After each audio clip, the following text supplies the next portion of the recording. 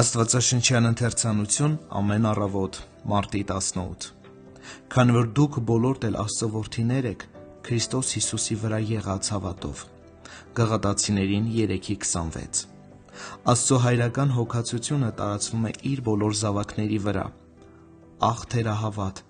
արդեն որերորդ անգամ նույն բանն ես ասում Եթե ես ունենայի արիության հոգու համարձակությունը, ես կսովորեի զենքին տիրապետել և քաջարի կլինեի ինչպես նա։ Ավաղ ես անընդհատ սխալ քայլ եմ անում և ամեն ստվեր ինձ վախեցնում է։ Լսիր թերահավատ, դու նույնքան Աստծո զավակն ես, որքան արիության հոգին։ Արիության հոգին քեզանից նույնիսկ մի փոքր ավելի Աստծո որդին չի համարվում։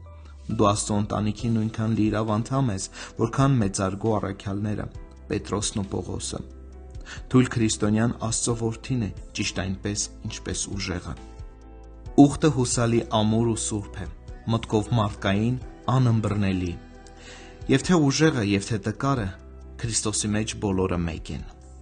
Բոլոր անունները գրանցված են միևնույն ընտանեկան գրքում։ Մեկին գուցե ավելի է ներկված, քան մյուսին, բայց երկնավոր Հոր սիրող սիրտը իր մեջ կներառի բոլորին։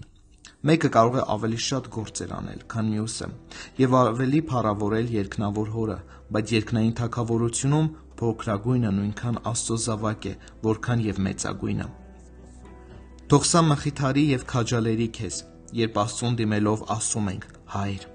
Չնայած այն սփոփանքին, որ ստանում ենք, եկեք չբավարարվենք թույլ հավատով, այլ առաքյալների նման խնդրենք, որ այն ամրանա։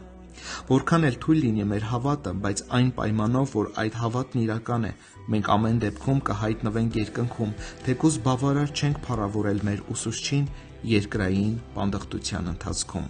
Չենք ճանաչել ուրախության ու խաղաղության լիությունը։